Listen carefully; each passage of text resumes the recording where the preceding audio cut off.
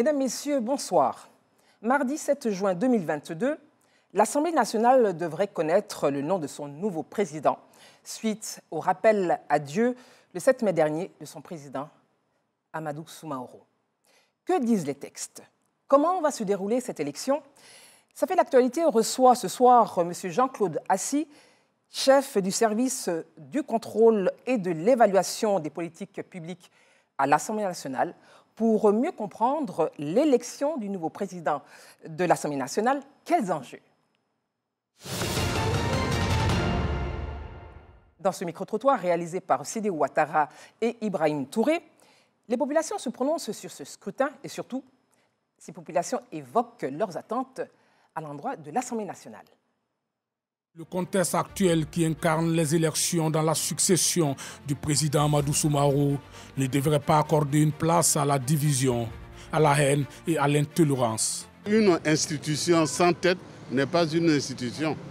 Il est bien qu'on procède à de nouvelles élections afin que vraiment l'institution puisse quand même être dotée de tous ses pouvoirs, de son président, de pouvoir siéger normalement. Que la démocratie soit respectée. Il n'y a pas un Côte d'Ivoire du Nord, il n'y a pas un Côte d'Ivoire du Sud, il n'y a pas un Côte d'Ivoire du Centre. La Côte d'Ivoire, c'est la Côte d'Ivoire, que les Ivoiriens puissent marcher main dans la main pour que le pays puisse aller de l'avant et que le meilleur gagne. Les attentes sont donc légitimes qu'à la tête de cette grosse institution, nous puissions avoir quelqu'un à la hauteur. Quelqu'un qui soit du terroir, quelqu'un qui reflète les attentes de la population de Côte d'Ivoire. Quelqu'un aussi qui reflète la confiance de nos élus. Il y a un leader au niveau de l'Assemblée, un président. Et alors un président qui assure la continuité.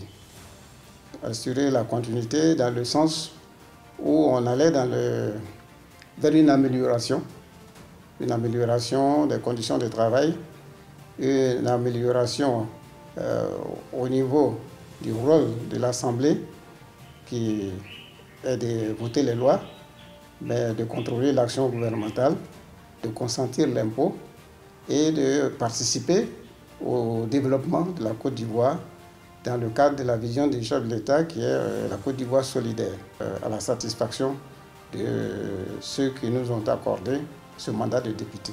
Il n'est pas dans l'intérêt de personne de voir notre pays sombrer dans la fracture sociale.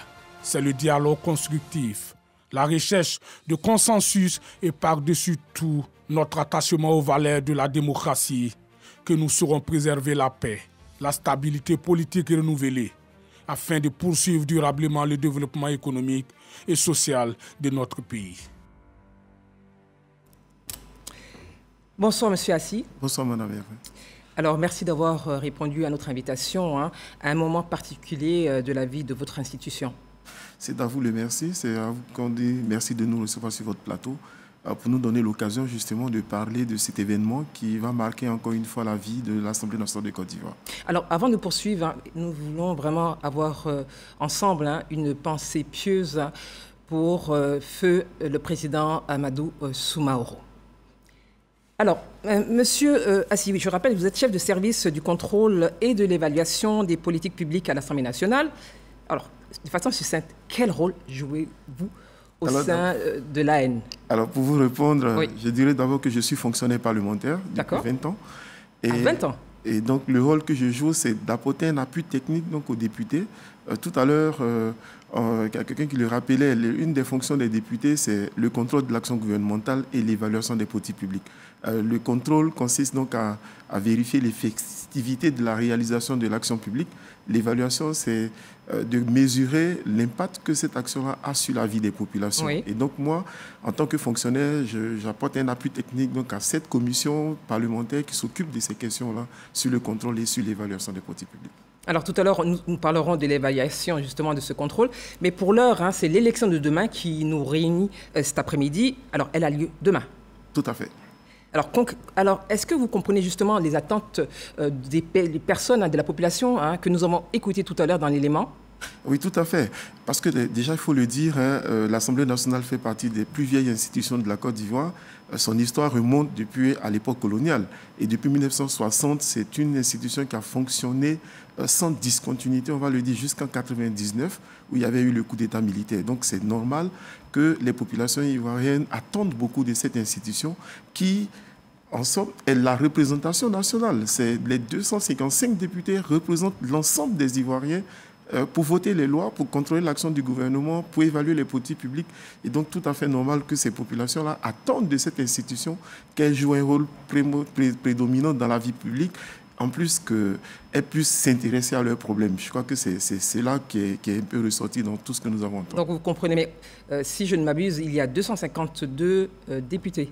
Oui, normalement, c'est 255 élus, mais il y a eu 3 décès depuis le début de cette législature, qui a commencé donc après le renouvellement de l'Assemblée nationale qui est intervenu en février 2021. Et donc, l'année dernière et cette année, il y a eu 3 députés qui sont décédés sur les 255. Il reste donc 252 siégeants. Alors, 252 députés siégeants. Demain, l'élection. Quels sont les enjeux de ce scrutin ? Alors, les enjeux, c'est déjà qu'il y a eu le dialogue politique. Oui. Et donc, tout le monde attend du président qui va venir, qui poursuit dans la même droite ligne de ce dialogue-là sur les conclusions qui ont été, disons, adoptées.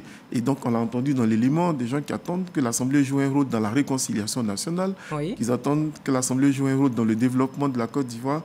Et sur ce point, je pourrais dire déjà pour les questions de développement, c'est déjà le cas. Depuis 2012, après la crise post-électorale jusqu'à aujourd'hui, l'Assemblée nationale a été au cœur de toutes les réformes qui ont permis à la Côte d'Ivoire de reprendre sa place dans le Conseil des Nations. Et donc, dans ce cadre-là, l'Assemblée joue pleinement son rôle. D'ailleurs, tous les plans nationaux de développement sont passés par l'Assemblée nationale sous forme de loi. Validation. Voilà. Et donc, il y a aussi le fait que les députés, bien souvent, se sont rendus sur le terrain pour vérifier que l'action du gouvernement atteint effectivement les populations. C'est une forme de contrôle ?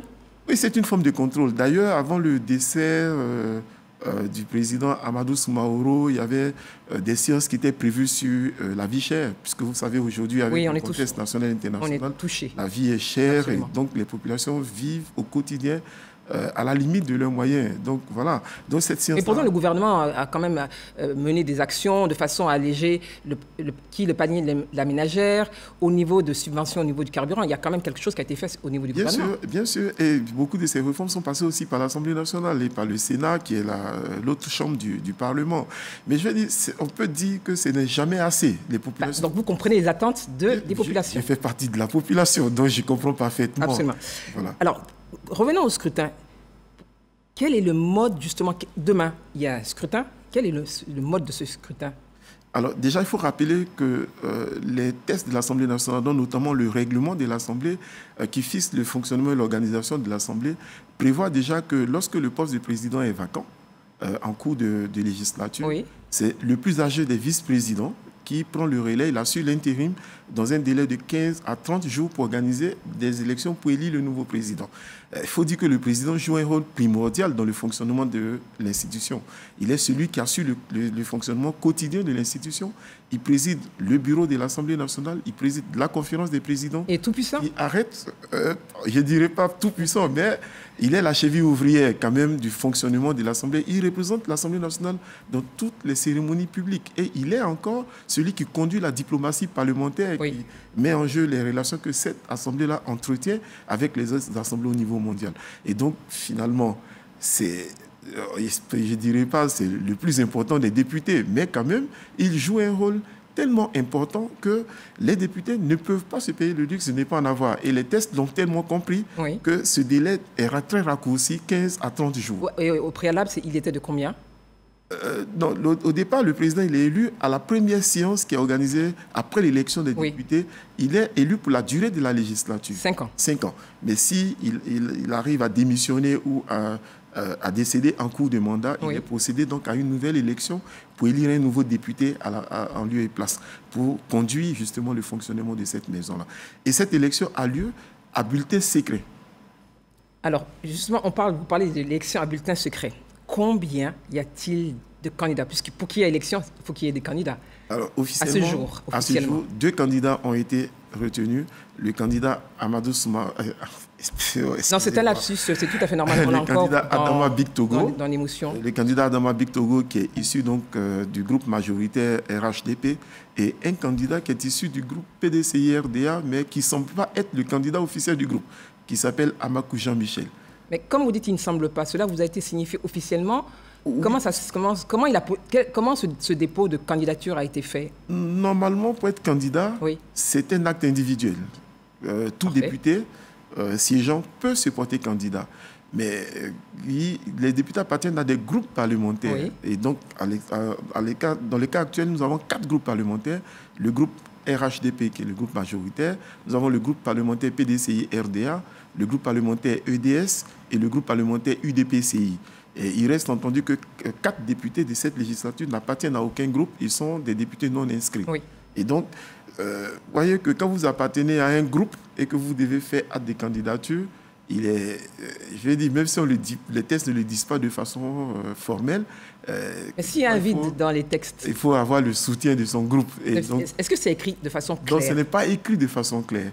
Voilà, donc voilà un peu. Mais les candidats en présence qui sont retenus, ce sont les 2 dont j'ai dit tout à l'heure, le candidat Adama Bictogo et le candidat Jean-Michel Amakou. Alors, 1 tour, 2 tours, comment cela va se passer demain? Alors, normalement, c'est une élection uninominale majoritaire à 1 tour. C'est 50? 50. C'est-à-dire que, d'abord, il faut dire que le premier tour est organisé, pour demain, je vais dire. Oui, on parle de demain. Le premier tour est organisé, le candidat qui recueille la majorité absolue des voix, c'est-à-dire la moitié des députés siégeant plus 1, est déclaré élu.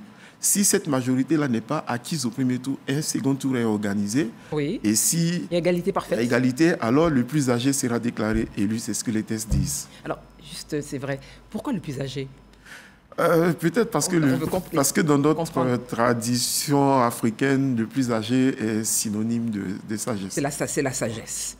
Alors, donc 2 candidats, le RHDP est majoritaire donc à l'Assemblée nationale. Oui. Est-ce qu'en réalité, il y a un suspense? On pourrait dire non, puisque le RHDP quand même regroupe 157 députés sur les 252 siégeants. Or, il faut 127 pour être déclaré élu. Mais vous savez, on est dans un processus, et je vous ai dit tout à l'heure que cette élection est à bulletin secret. Oui. Ça veut dire qu'en clair, tous les députés s'élèvent à la perte de leur nom pour aller à la tribune pour voter et glisser leur bulletin dans une. Donc, comme c'est vrai qu'ils appartiennent à des groupes, mais vous savez... Mais chacun vote. Monsieur Assis, il y a de la discipline dans les partis. Chacun vote selon sa conscience, on va dire. Et donc, il peut arriver qu'il y ait des surprises. Mais je vais dire, c'est des cas qui sont rares, qui ne se sont jamais produits depuis que moi, je suis à l'Assemblée nationale. Et puis, il faut dire que les candidats en face ont fait le tour des chapelles politiques pour bénéficier, n'est-ce pas, du soutien de tel ou tel autre groupe. Donc, logiquement, l'élection devrait se passer plutôt tranquillement. Il n'y aura pas de boycott, il n'y aura pas de remous, je pense. Et puis, c'est un processus qui est transparent. Oui. D'ailleurs, ça se passe devant des invités, un parterre d'invités, les membres du gouvernement, les autres présidents d'institutions. C'est en direct sur la RTI? En direct sur la RTI. Il y a aussi le corps diplomatique, des corps constitués qui sont invités. Donc, voilà. Mais l'enjeu, je veux dire, comme vous avez écouté, on revient à l'élément qu'on a suivi. C'est d'avoir un président qui, dès le départ, donne un signal fort de son rôle en tant que personnalité publique dans la réconciliation nationale, puisque, comme j'ai dit, c'est une personnalité politique. Au plus haut niveau de l'État, il occupe le 4e rang de l'ordre protocolaire. Mais l'élection n'a pas encore eu lieu. Oui, je vais dire que celui qui sera élu, il occupe le 4e rang dans l'ordre protocolaire. Donc, ce n'est pas un citoyen ordinaire. Absolument. À partir de son élection. Et donc, les populations attendent que celui qui viendra puisse répondre un peu à leurs attentes, qu'il soit rassembleur, qu'il participe, enfin, qu'il amène l'institution à participer pleinement à la vie publique. Je pense que les 2 candidats ont déployé leur programme. Les 2 s'inscrivent pratiquement dans la même ligne. Mais il y a mieux. Il y a des enjeux internes à l'Assemblée nationale. Comme justement sur le plan interne, voilà. Quels sont les enjeux? Sur le plan interne, l'Assemblée nationale de Côte d'Ivoire, comme je dis, c'est une vieille institution. Ses locaux sont vétustes aujourd'hui. Ce n'est pas le sujet de l'émission. Ce n'est pas le sujet, mais je veux dire, ce sont des préoccupations qui ont été aussi exprimées là. Il y a eu la loi sur le statut des députés qui leur permettait d'avoir des meilleures conditions de vie et de travail, mais qui reste encore à déployer. Il y a tout un ensemble d'éléments à l'intérieur qui n'ont pas encore été déployés. Mais est-ce que c'est l'urgence? C'est peut-être pas l'urgence, mais vous voyez, comme on dit, si un député doit voter des lois, il faut que lui-même il soit dans les bonnes conditions pour participer au vote de cette loi-là. Donc, ça peut faire partie des défis ou des attentes que même les députés ont du nouveau président qui sera élu. Donc, on a compris des enjeux externes, des enjeux internes. Alors, on revient encore au scrutin. En cas de contestation, qui tranche ce contentieux? S'il y a une contestation, d'abord, si c'est lié à l'interprétation des tests, c'est le Conseil constitutionnel qui va être saisi par la présidente par intérim. D'ailleurs, c'est son rôle d'organiser les élections et de faire en sorte que tous les contentieux soient vidés et qu'il y ait un président qui soit élu à la fin du processus. Donc, s'il y a des contestations, c'est devant le Conseil constitutionnel. Mais je veux dire, compte tenu des éléments de transparence qui entourent cette élection...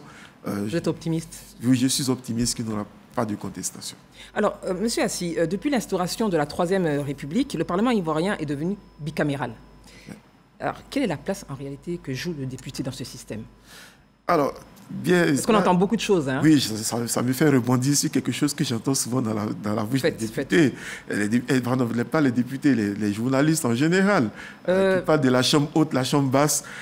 Donc, c'est le moment justement d'expliquer. La Constitution ivoirienne n'a pas prévu ce cas de figure, n'a pas déterminé laquelle des chambres serait basse ou haute.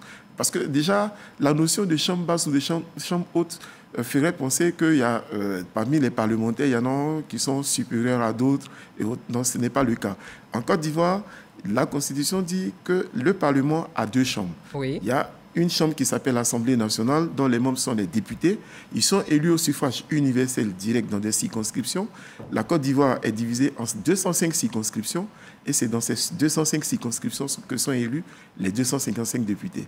Il va sans dire qu'il y a des circonscriptions où il n'y a qu'un seul député et des circonscriptions où il y en a 2, 3 ou beaucoup plus. Comme Yopougon, il y en a 6. Les sénateurs sont élus par les conseillers municipaux, les conseillers régionaux et par les députés. Seulement les deux chambres jouent le même rôle. Il y en a qui sont nommés au niveau des sénateurs. Oui, c'est un groupe le tiers qui est nommé.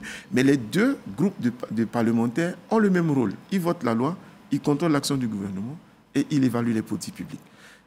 Des éléments de différence viennent dans certaines matières pour lesquelles le Sénat, par exemple, aura la primauté. Par exemple, tout ce qui concerne les collectivités territoriales et les Ivoiriens qui vivent à l'étranger, le Sénat a la primauté sur ces projets de loi qui viennent, ou ces propositions de loi. Pour l'Assemblée nationale, elle a la primauté sur toutes les lois de finances, dont le budget de l'État et tout le reste. Maintenant, il y a des éléments qui interviennent dans les rapports entre les deux chambres. Alors, quand les deux chambres se réunissent en congrès, le président du congrès, c'est le président de l'Assemblée nationale et le vice-président du congrès, c'est le président du Sénat. Alors, en cas de désaccord sur, on va dire, sur un élément, sur un texte, que sais-je, à qui revient la dernière décision? Alors, il y a tout un mécanisme qui est prévu. D'abord, la navette, c'est le parcours des tests entre les deux chambres. Un test qui a été examiné par l'Assemblée nationale est transmis au Sénat pour être examiné et les deux tests doivent être adoptés dans les mêmes termes. S'il y a des différences, il y a une seconde lecture qui revient à la chambre qui avait examiné en premier lieu.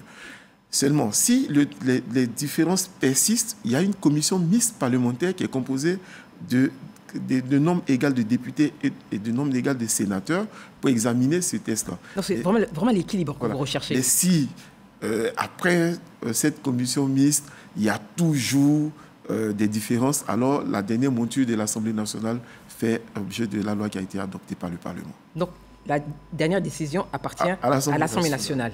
Voilà. C'est pour ça que j'ai dit la notion de chambre haute, chambre basse. Il faut peut-être qu'on en sorte un tout petit peu pour revenir à ce que la C'est l'occasion, c'est pour ça aussi que vous êtes sur ce plateau. Et c'est pour ça que je me suis un peu attelé à expliquer ça. Non, c'était important. Alors, justement, on va revenir encore une fois, c'est le sujet de ce jour. Le président, il est élu demain. Oui.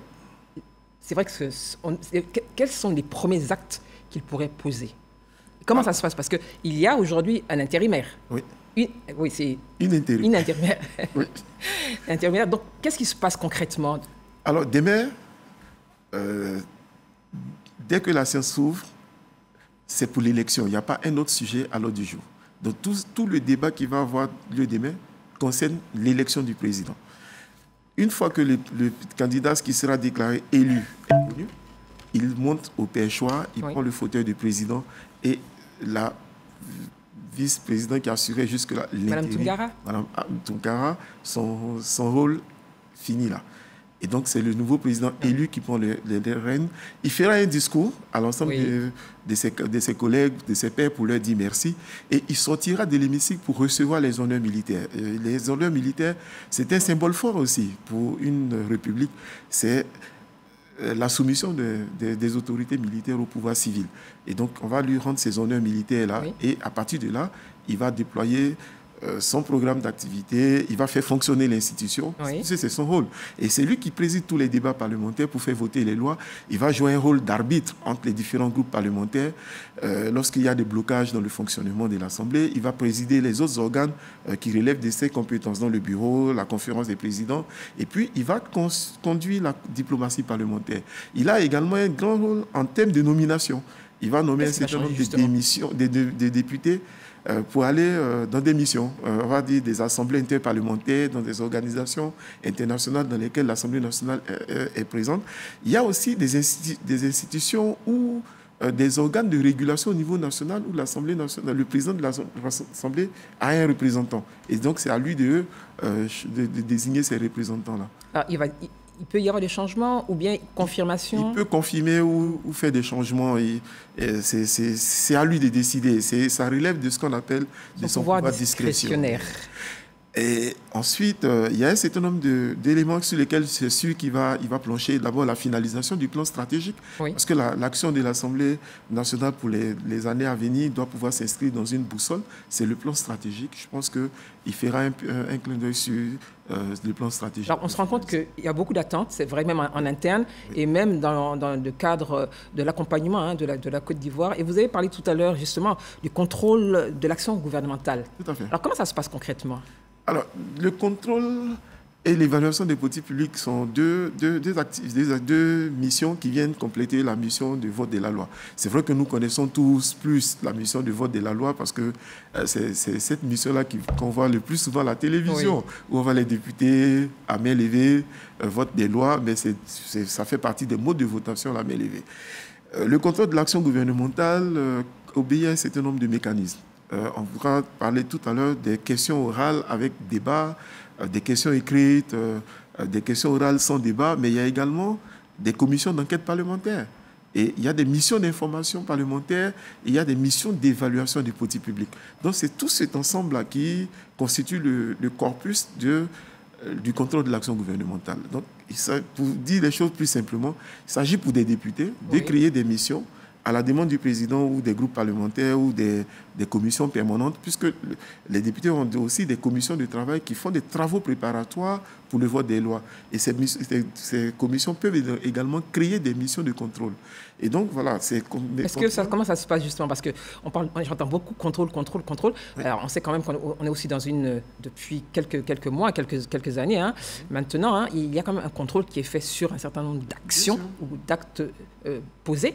Est-ce que cela marche bien? On va dire que ça marche moyennement. Il faut être tout franc, ça marche moyennement parce que le contrôle nécessite beaucoup de moyens dont souvent le Parlement dans son ensemble ne dispose pas. Mais, vous n'êtes quand même pas les plus mal lotis? Je dirais quand même que les deux chambres ne sont pas très bien lotis non plus. Parce que lorsqu'on regarde le budget des deux chambres, sans rentrer dans des chiffres, 80% de ce budget, 80-90% vont au paiement des indemnités des députés, puisque c'est ce qui représente un peu leur salaire, et une partie reste pour le fonctionnement. Donc, il reste très peu pour réaliser des missions de terrain. Et des missions de terrain, je vais vous dire, si vous déplacez 10 à 20 députés sur le terrain, il faut payer le déplacement, les hôtels, la nourriture. Enfin, c'est un certain nombre de choses qu'il faut payer. Excessivement cher, et c'est ce qui fait que c'est très peu marqué de ces contrôles-là. Ce n'est pas un manque de volonté des députés de le faire, mais c'est souvent par manque de moyens. Mais c'est au niveau national. Le député, mais je pense qu'aujourd'hui, on est quand même dans une situation économique de façon générale. Il y a des incidences qui ne sont pas de notre fait, qui viennent, je pense, d'ailleurs. Mais le député, concrètement, parce qu'on entend beaucoup de choses concernant le rôle du député, ce qu'il peut faire, concrètement, en 3 mots, quel est son rôle, parce qu'il est élu du peuple, quel est le rôle du député?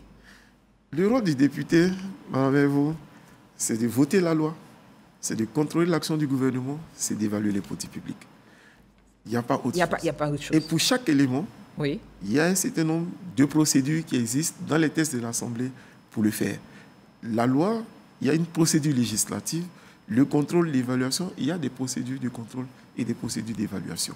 Donc voilà un peu des éléments. Et ces actions-là sont tellement bien encadrées qu'un député individuellement ne peut pas le faire. Donc ce sont des éléments qui se font de go. Il a l'initiative de la loi. Oui. Il fait faire des propositions de loi. Ils en font très peu, mais ils font beaucoup de propositions d'amendements. Les amendements, c'est ce pouvoir-là qui appartient uniquement au député qui peut remodeler le projet ou la proposition de loi qui lui est soumise. Il peut enlever, supprimer, ajouter... Alors justement, en parlant de cela, parce que vous dites supprimer, amendement, etc., est-ce que réellement... c'est un secret en interne, sans en dévoiler quelconque, mais est-ce que c'est vraiment parfois tendu au sein de l'hémicycle? Il y a des discussions, sans entrer dans les détails et de citer de noms. Oui. Comment ça se passe? Quelle est l'ambiance? Le débat parlementaire est toujours, presque toujours, je vais dire, convivial. Mais il arrive que ce débat-là devient assez houleux. Parce que vous savez, ce sont des positions. Je veux dire, chacun des députés vient d'une obédience politique différente. Et donc, si vous êtes de l'opposition ou de la majorité en général soutient le pouvoir en place. Et donc, ils vont toujours aborder dans le sens du pouvoir. Mais l'opposition va Il arrive parfois dans les assemblées, même si on soutient, mais on fait des propositions parce que ce sont des élus du peuple. Donc, oui, ils le font. Ça arrive aussi. Ils le font, mais je vais dire, si ce n'est pas le rôle d'un député qui soutient le pouvoir en place de faire un débat houleux. Donc, quand l'opposition fait des propositions que la majorité ne veut pas l'adopter, souvent, ça peut arriver qu'ils se chamaillent un tout petit peu, mais c'est bon enfant. Oui, c'est de bons enfants. Il n'y a pas de bagarre à l'Assemblée nationale de Côte d'Ivoire. À ma connaissance, il y en a eu très peu d'ailleurs, vraiment très peu. Et c'est souvent dans des périodes électorales où les situations sont plus tendues, c'est tout. Sinon, en temps ordinaire, ça se passe de façon conviviale. Chacun connaît son rôle et chacun sait que les propositions qu'il fait, c'est pour faire avancer la Côte d'Ivoire. Ce qui est certain, l'Assemblée nationale est attendue demain, donc vous le confirmiez, l'élection du nouveau président de l'Assemblée nationale. Alors, Monsieur Assi, à quelques heures de ce rendez-vous important pour l'institution à laquelle vous appartenez, quel est le message? Alors, le message, il est simple. C'est dit que l'Assemblée nationale, la représentation nationale, c'est la maison du peuple. On le dit comme ça. Et donc, moi, je voudrais vraiment inviter toutes les populations à suivre l'élection demain, puisque ça sera retransmis sur vos antennes et sur d'autres antennes. Et donc, c'est de voir et de comprendre que l'élection du président n'est pas un acte fortuit. C'est un acte qui marque la vie de l'institution, parce que celui qui est élu aura à conduire l'institution pour le restant de la législature jusqu'à la fin de l'année 2025. Merci infiniment, Monsieur Assi, d'avoir répondu à notre invitation. C'est à vous le merci. Je rappelle que nous évoquions l'élection de demain. Nous connaîtrons donc le nom du nouveau président de l'Assemblée nationale. Tout à fait. Merci, Madame. Mesdames, Messieurs, merci de nous avoir suivis. Excellente soirée. Surtout, restez sur RTI 1. À très bientôt. Bonsoir.